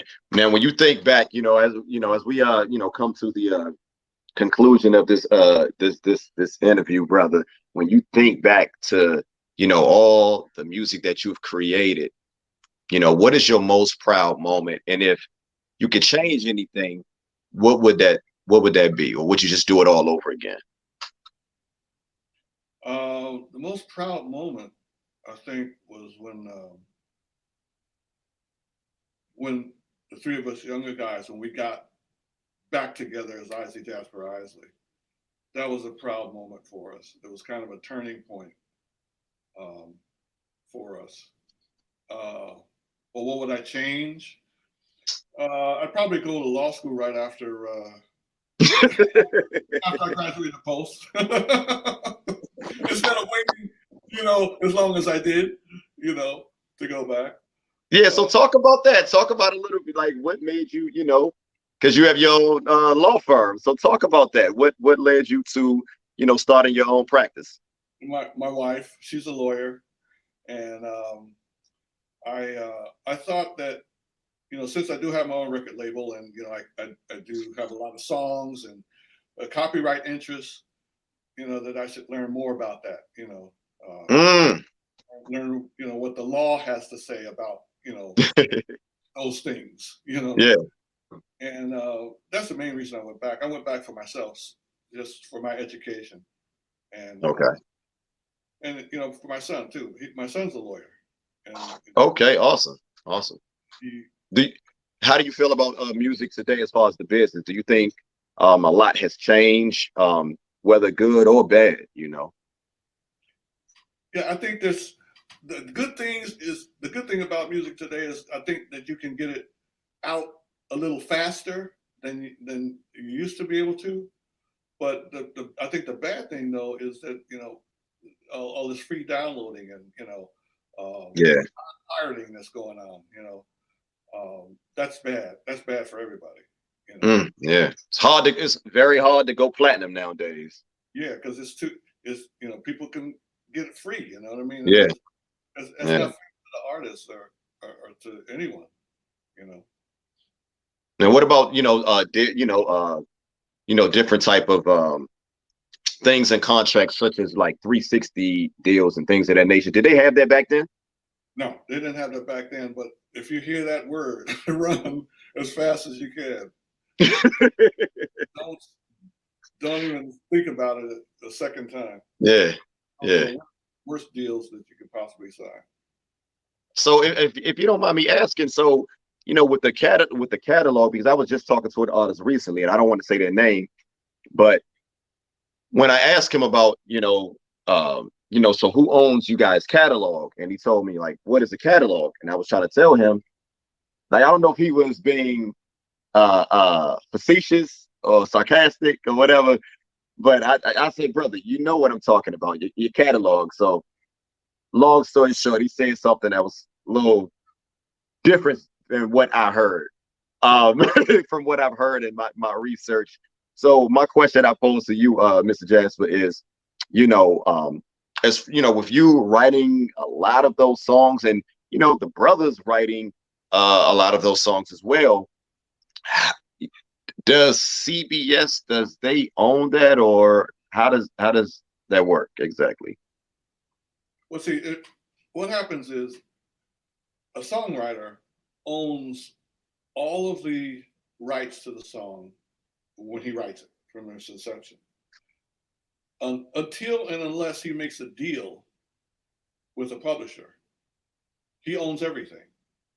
Now, if he makes a deal with the publisher is going to get part of those, part of the copyright, or either okay, interesting. Usually the publishers want to own the copyright. So a lot of them do. Yeah, and that's important because whoever owns the copyright owns the song basically, and the songwriter gets paid a portion, of the funds that come in. Okay. So what would you advise to young artists that's coming into the game, that's writing their own songs, and just artists in general? What you do is try to maintain as much as you can, especially now.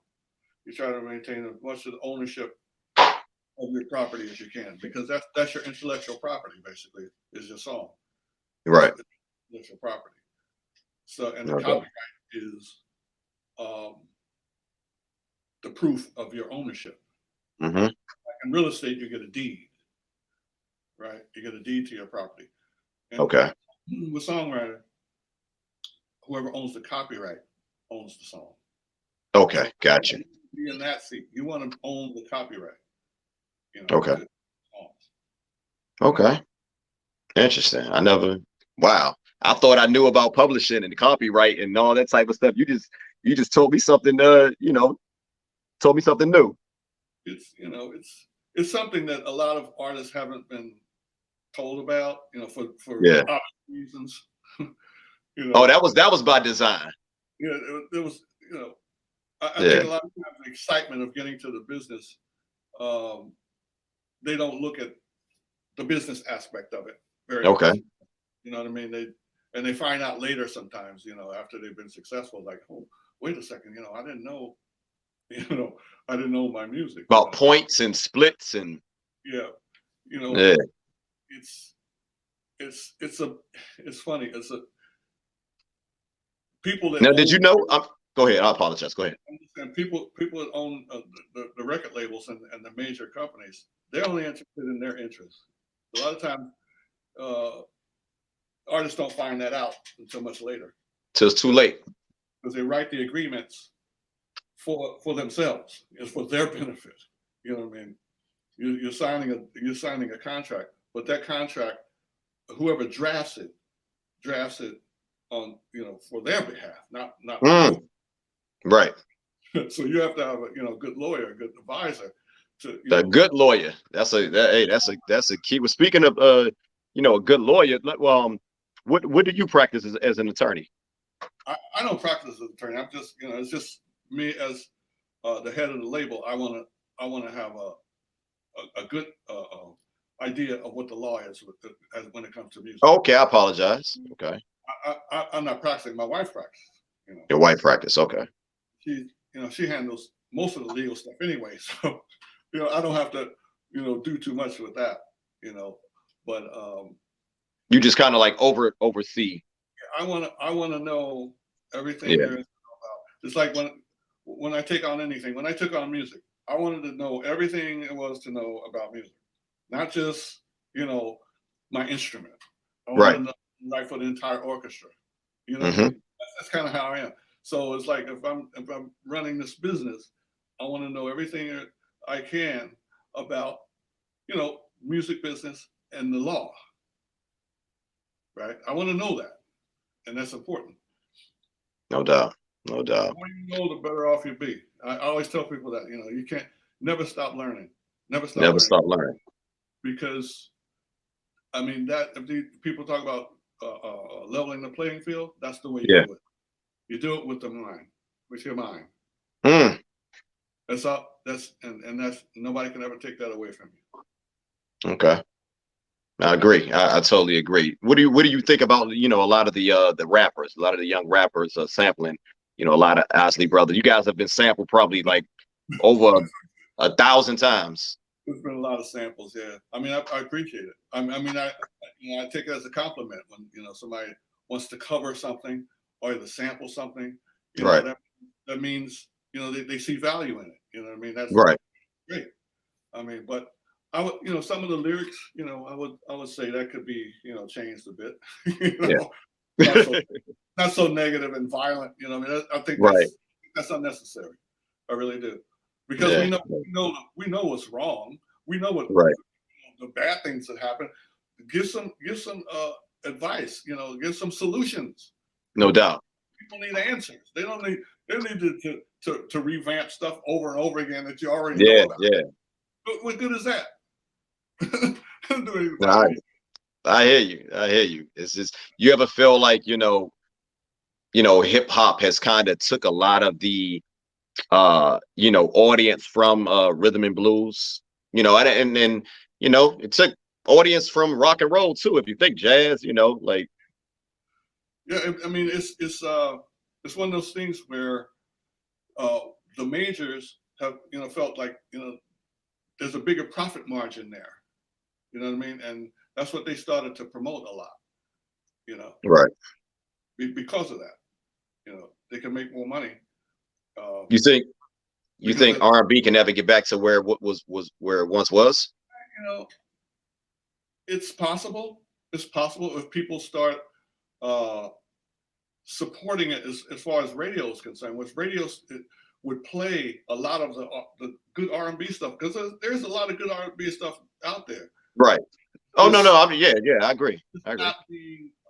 It's just not. It's not in your face like it once was. It was just at one time. It was on the highest plateau there was, as far as especially as far as Black music. Right. Yeah. Because it's a lot of history in R&B. In the music, just in the music. Right. Because it came from the blues and jazz. No doubt. Ingredients. No doubt. I mean, and I think as Americans we shouldn't forget, that's American music. That's an original American music. Blues, jazz, needs to be preserved. Yeah, it needs to be preserved, and people need to know about it. Yeah. No, I totally agree. I was talking to another artist about the same thing. And do you feel like maybe if we had more programs in the schools, do you think that would help? Because I feel like a lot of the young people today, they can't hear it. Like they're so accustomed. Their ears are so accustomed to electronics and so accustomed to synthesizers and different studio computerized studio sounds, that their ears is just not accustomed to hearing a 6-string guitar, 12-string guitar, bass, the Fender Rhodes, which you play, or the clavinet, different. What's your take on that? Yeah, I don't know if school would help, but a lot of schools don't have those instruments at school. You know, they usually focus on like band, you know, like the Right. Brass and the woodwinds, you know. Yeah. Sometimes. You know, they don't have a lot of well, I have to say, in the last, I guess, 20 years in some of the schools, they started to add, you know, the drums and the bass right into their programs, you know. But yeah, school would help. But also, I think radio plays a big part, you know, and internet radio is doing their part. They are playing a lot of variety, you know. right But I think our stations here, our big stations here, if they played more variety, because I think I have a fan that's like 19. He just turned 19, right? yeah He's got all yeah talk about it a little bit. Talk about ageism and black music. He loves it, you know. He's Yeah. one of the biggest fans, and you know, like, but what they'll tell you demographically, oh well, you know, R&B is for like an older demographic. Yeah, It's really not. It's for whoever likes it. whoever likes it. Yeah. Right, you know what I Yeah. mean? It's like, but that's the mistake I think is made in a lot of the stations here, is they try to categorize things too much, you know. Subgenres. Yeah, and what happens is when you do that, yeah, I was a kid. I liked Sam Cooke and them. That wasn't music for me when I was 7 years old. Okay. No, it wasn't. I liked it. You know what I'm trying to say? I liked it. Anybody is gonna like something good that they hear. I don't Exactly. care what you are. And I think that's what's kind of missing. We have like playing like a numbers game with radio now. Everything is numbers. Numbers, analytics. You know, and that, you know, that's not all of the of the equation. The other equation is your audience. Who's your audience? Who's listening? Yeah. Who are these people? Who are the people listening? You know, there's a lot of give the audience options. You know, let them taste and see if they like it or not. Right. They'll tell you if they like it or not. Right. Because it seems like when an artist, once he hits 35 or 40, he can do the same music that an artist that's 25. He can do the exact type of music, sound just as good, if not better, but they're putting him or her on adult contemporary stations that don't get the same budgets. And, you know, nothing against adult contemporary, but it goes back to what you're saying as far as the categorizing, all these different categorized subgenres. Right. And I think that's, like, I think that's one of the problems radio is having. You know, they're disconnected from the audience. You know, no doubt. It's wants one thing and they're playing something else. Right. What happens is people turn it off. Yeah. Well, brother, we could talk about that all night. That could go into a whole nother conversation, Mr. Jasper, which I would love to have with you. But I think I've had you here long enough. I really appreciate you giving me the opportunity to interview a legend such as yourself. Again, diehard Isley Brother fan. I'm missing a few on vinyl because I'm on vacation, so I don't have all of them. But I do own the entire collection. I do have it. I just don't have it on my person right now. Much appreciated, man. Appreciate it. Yeah, and also what you have contributed as a solo artist as well. I didn't have opportunity to talk about all your solo works, but before we get out of here, just one more time, that latest single. Yeah, let the people know. The Way You Love Me is the name of it, and it's like I said, it's a love ballad, and I just hope you enjoy it. No doubt. Like I said, I've heard it already. I love it. It's showing that a brother like yourself, man, is not slowing down.